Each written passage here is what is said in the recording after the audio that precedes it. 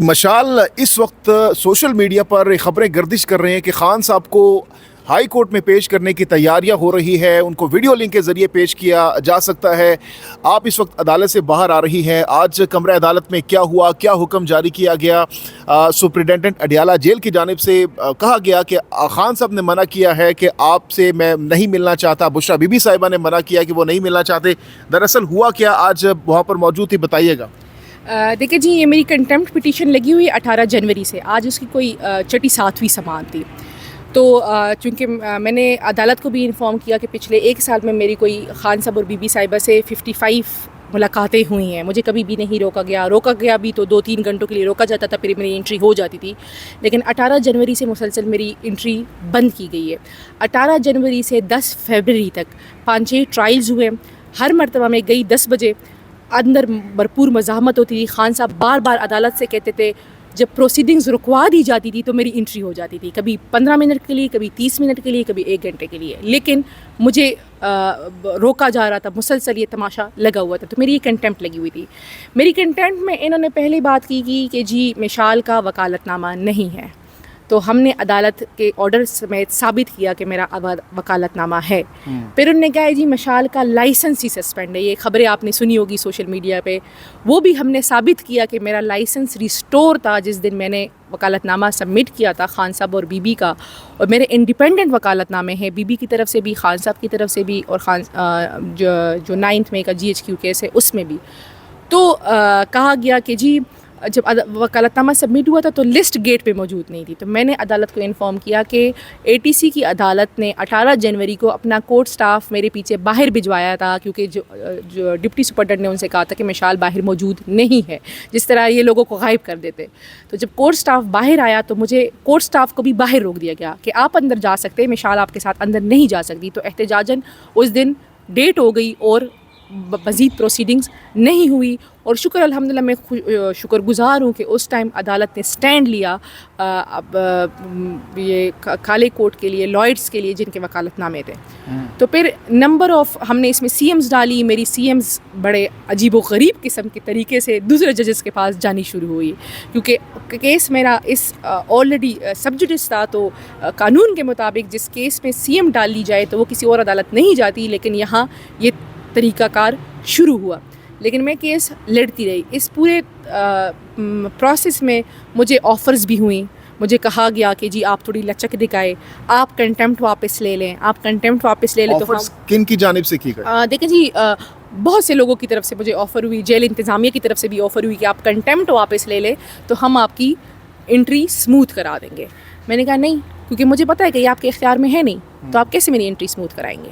کیونکہ آپ مجھے روک ہی کیوں رہے؟ آپ کے پاس کوئی جسٹیفیکیشن ہی نہیں ہے۔ اینی ہاؤ جی پروسیڈنگز آگے چلتی رہی، تو پہلے جج صاحب نے کہا کہ انہوں نے کہا کہ جی عدالت نے ہمیں انفارم نہیں کیا تھا، تو میں نے کہا CCTV فوٹیجز پیش کیے جائیں جس میں خان صاحب نے خود عدالت سے کہا کہ مشال کی انٹری کی جائے، اور عدالت نے پھر جیل سپرڈنٹ سے کہا کہ مشال کو اندر لایا جائے۔ تو انہوں نے کہا جی CCTV فوٹیجز کا ڈیٹا ہمارے پاس 10 دنوں کے سے زیادہ ہوتا ہی نہیں ہے۔ اندازہ لگائے اس ملک کے سب سے بڑی جیل اڈیالہ جیل، جس میں ایک مقبول ترین لیڈر، ایک سابق وزیر اعظم پابند سلاسل ہے، اس کی اہلیہ پابند سلاسل ہے، اس کی CCTV فوٹیجز 10 دنوں کے بعد ہوتی ہی نہیں ہے۔ تو پھر انہوں نے کہا ہے کہ جی CCTV فوٹیجز نہیں ہیں، تو جج صاحب نے آرڈر کیا کہ چلے ہم تھوڑا لینینٹ ویو لیتے ہیں، لاسٹ فرائیڈے کی بات کر رہی ہوں، اور کیونکہ ہم نے بہت دیکھ لیا، آپ ریبٹلز دے رہے ہیں، تماشے لگ رہے ہیں، اگر ہم اس میں مزید جائیں گے۔ جج صاحب نے بڑی اچھی بات کی تھی کہ دیکھیں یہ معاملہ کہیں اور کا ہے، آپ یہ نہ AG کا ہے نہ سپرڈنٹ کا ہے، یہ معاملہ کہیں اور کا ہے، آپ کو کہیں اور سے روکا جا رہا ہے۔ تو جج صاحب نے پچھلے فرائیڈے کو آرڈر کیا کہ 3 بجے میری ملاقات ہوگی خان صاحب اور بی بی صاحبہ دونوں کو ساتھ بٹھایا جائے گا، اور دونوں سے میری ملاقات ہوگی، اور ان کے سٹیٹمنٹس ریکارڈ کیے جائیں گے کہ ان کو کون سی فیسلٹیز ہے اور کون سی نہیں ہے، اور ان کے ساتھ کیا ہو رہا ہے، اور جو پٹیشنز وہ فائل کرنا چاہتے ہیں ہائی کورٹس میں تو ان سے دستخط کیے جائیں گے۔ تو جب میں گئی 2 بجے تو ان کے لیے بڑا سرپرائزنگ تھا کہ میں پہنچ گئی ہوں، حالانکہ ناکے شاکے بڑے لگے تھے۔ تو جب میں پہنچی تو تقریباً 5:30 بجے تک مجھے وہاں بٹھایا گیا، پھر مجھے کہا گیا کہ جی آپ الگ الگ ملے، پھر کہا گیا نہیں جی آپ کی ملاقات نہیں ہو سکتی، وہ ملنا نہیں چاہ رہی، یہ سارا۔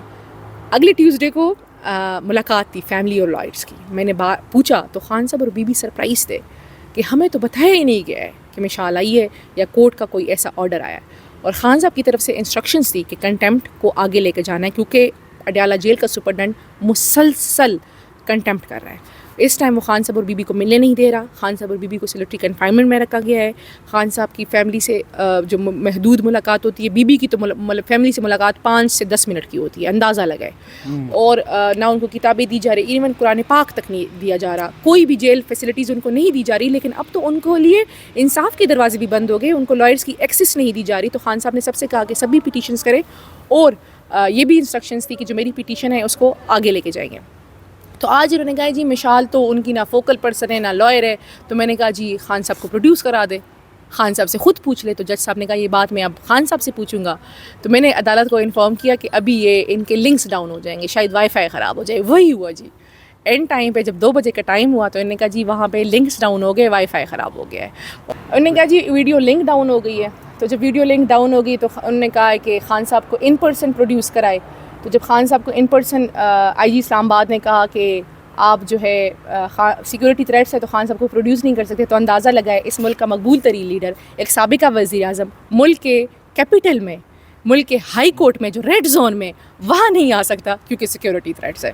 اچھا یہ بتا دیں، ایک تو آپ کو ملنے نہیں دیا گیا، اور دوسرا اگر آپ کو عمران خان نے یا بشرا بی بی نے انکار کیا ملنے سے، تو پھر آپ کو ترجمان کے عہدے سے کیوں ہٹا دیا انہوں نے؟ پہلی بات تو یہ آپ نے کوئی نوٹیفیکیشن دیکھا ہے؟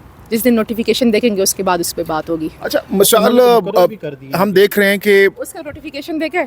جس دن نوٹیفیکیشن دیکھیں گے اس کے بعد اس پہ اچھا مشال ہم یہ دیکھ رہے ہیں کہ عمران خان کی جو فیملی ہے وہ مل رہی ہے، وکلا مل رہے ہیں. آپ کون سی ایسی خاص بات ہے آپ کے اندر جو کہ آپ کو ہی ٹارگٹ کیا جا رہا ہے بقول آپ کے کہ آپ کو ملنے نہیں دیا جا رہا ہے؟ اس کی کیا وجہ ہے؟ آپ نے کون سی ایسی بات کرنی ہے خان صاحب سے؟ میں ذاتی طور پہ سمجھتی ہوں کہ مجھے اس بات کی خود سمجھ نہیں آ رہی کہ مجھے کیوں ٹارگٹ کیا جا رہا ہے، مجھے کیوں نہیں ملنے دیا جا رہا ہے. لیکن جب سے بی بی صاحبہ کی سزا ہوئی ہے اس کے بعد سے مجھے ان سے ملنے نہیں دیا جا رہا. اچھا تو کیا اس میں کوئی پی ٹی آئی کے لوگ بھی شامل ہیں؟ کیونکہ آپ کے گلے شکوے ماضی میں رہے ہیں، ماضی قریب میں، کہ آپ کو وہاں سے بھی کچھ اچھی چیزیں نہیں دیکھ رہی، وہاں دوسری طرف سے بھی آپ کو ٹارگٹ کیا جا رہا ہے with in P T I. لیکن جی جو اندر اور باہر کے لوگ جن کو لگتا ہے کہ میں ان سے مینیج نہیں ہو پا رہی، وہ یہ سب کچھ کر رہے ہیں. لیکن اللہ الحق ہے، انشاءاللہ جیت حق کی ہوگی. مقابلہ کریں گے، مزاحمت دکھائیں گے، اور انشاءاللہ ہمیں امید ہے اور اللہ پر بھروسہ ہے کہ جیت. اور اگر آپ کی بار خان صاحب کہہ دیتے ہیں کہ واقعی انہوں نے جو بات کی تھی وہ سچ ہے اور وہ آپ سے نہیں ملنا چاہتے، بشرا بی بی صاحبہ بھی آپ سے نہیں ملنا چاہتی، تو اس کے بعد اگلا عمل آپ کا کیا ہوگا؟ لیکن جی پہلی بات تو یہ ہے کہ جب یہ بات ہوگی تو اس کے بعد بھی اس کا جواب دوں گی. بہت شکریہ. کہ ایک بات بالکل واضح ہے کہ اس قسم کی حربی چیز جو اس وقت امریکہ کا تھینک یو آیا ہے، تو شاید انہوں نے تو آج کل اس کی